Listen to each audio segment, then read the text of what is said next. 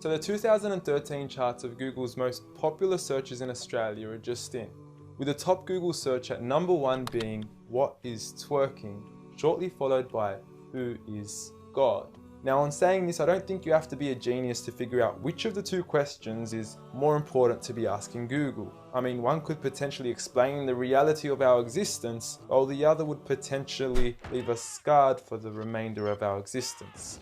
And look, I know there's a lot of skepticism surrounding this issue, and quite frankly, I don't blame you. I mean, the meaning of God has been thrown around so often we forgot what it means. From some Zeus-like man in the sky with a big beard, to Thor, to a half-animal, half-human creature, to Kanye West shamelessly producing a track titled "I Am God" on his album Yeezus, to Eminem then self-proclaiming himself as the rap god, a new brand of clothing titled "I Am God", and who could forget Justin Bieber and his Believers. You affectionately refer to your fans as beaners.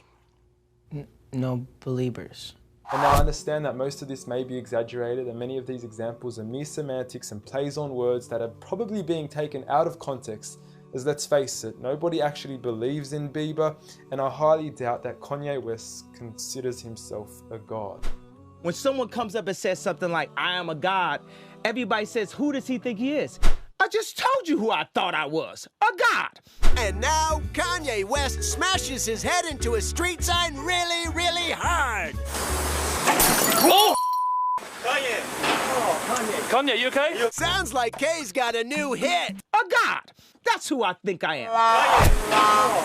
Kanye, you okay? So with all these misconstrued definitions of God, the least I could do is help clear the water and help us finally find out who is God. Well, to begin, let's start with the things that we all agree on.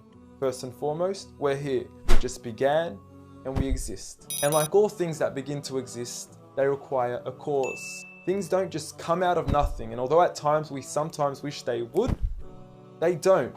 If I told you that this glass sprang into existence, this glass made itself, you said Muhammad Ali's crazy. So in saying that, knowing the cause of us is crucial to understanding who God is. Although we are able to explain that we did have a beginning, as many leading cosmologists have affirmed, we are still left unanswered as to what was the cause of our beginning. And before you lash out saying, "Oh, but we can't see what happened before we began," or "you can't prove there was a creator," we say quite openly, neither can you disprove a creator. And by observing the reality of our world and our existence, its order, its structure, and the systems, I see no reason not to believe in a creator. But then one may ask, where did this creator come from? What was the cause of him? And it will go on forever and ever, which would most probably lead to us never have ever been created. So for God to exist, he must exist without a beginning, therefore not requiring a cause, making him eternal. He should also be transcendent from his creation and not bound by any of the realms he had created, whether it is time, space, or matter. For instance, when Steve Jobs makes an iPhone, he doesn't become the iPhone, he is separate. And of course, we could also argue that he is one. This makes the most sense, and it would also avoid any potential conflict between two disputing all-powerful gods with conflicting interests. But we still don't know which God is he. Are you Zeus? Are you Thor? Are you Yahweh? Well, if you agree with everything I've said up until now, you will realize that each of these gods don't fit into our established criteria of who God is. They are all created beings, they are not eternal, they have not created anything, they are dependent, and they require sleep, rest, oxygen, and food. So who is the one and only true God? I present to you a God who is one and only, eternal, exists without a beginning, who was uncreated, requiring no cause for himself, yet being the absolute cause and creator of everything else. Allah. A simple definition of God that is logical and rational. There is nothing like him, no man, no creature, nothing imaginable. He is the one who is perfect, although I don't like using the word perfect because our understanding of perfection would never encompass his true essence. He is in control of everything, whereby nothing can harm us unless he wills it. He is the all-knowing, the all-hearing, and unlike our friend Kanye, he is the all-seeing. Many of us would then argue that although these verses do provide a logical and sound concept of God, how do we know that these words are indeed the words of God? Well, first and foremost, the Quran isn't just any book. It It was revealed over 1400 years ago as direct revelation from God to the final prophet Muhammad, peace be upon him, and was sent as the most eloquent piece of literature to before mankind. Revealed at a time where poetry was rife and to a population housing the best of poets, only to leave them speechless and at a loss for words. Now, what is important to note is that the Quran doesn't fit in any of the known classes of poetry nor prose. Rather, it is a fusion of both that even to this day shake the hearts of Muslims and non-Muslims alike. It's almost trance-like. I mean, you can hear it's very euphonic. I mean, there's a lot of internal rhyme and end rhyme, and the rhythm is not predictable, and it's beautiful. Even to this day, the Quran remains incomparable and stuns humanity with its accurate references to science and history, from accurate descriptions of the human embryo to historically accurate references to the different rulers in the different Egyptian dynasties. And no matter how many times people will try to discredit the Quran on its authenticity, it remains standing. Will you please, at the very next science lesson, get some salt water, get some fresh water, and mix them and see what happens?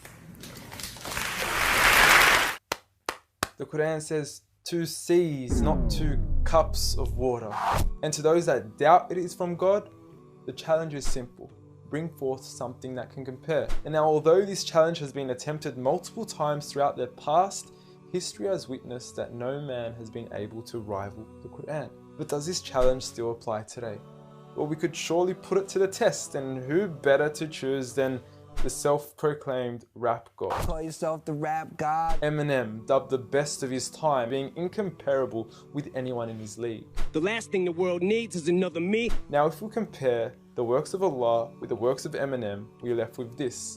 Slickety gibbity hippity hip hop, rappity rap, packing a mac in the back of the act, pack, rap, yak, yakity yak, yak. At the exact same time, I attempt his lyrical acrobat stunts. Look, content-wise, I don't know. However, we can't deny that lyrically he is impressive. He has rhythm, rhyme, style, alliteration, and assonance. A short video online even indicates that in one of his songs he almost made every second to third word rhyme. But how does he compare with the Quran's smallest chapter of 3 verses, Surah Al-Kawthar?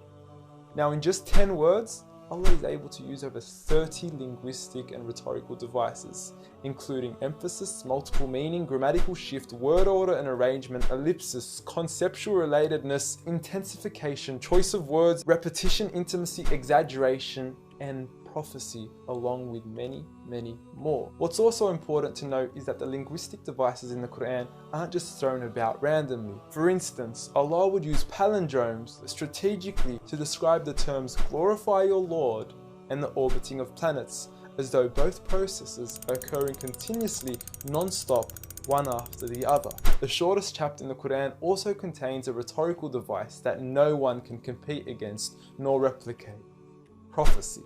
At the end of the first verse, Allah promises Muhammad, peace be upon him, that he would be given abundant good at a time when he was at one of the lowest points of his life, with a small amount of followers and low social status. He had even just lost his son, and his enemies were taunting him with cut-off lineage and progeny, yet Allah was promising him abundant good at this time. Such was the prophecy of the Quran, and we certainly indeed see its fulfillment today, with the Quran being the most recited, memorized and practiced book across the entire world, with over 1.6 billion followers today from all walks of life.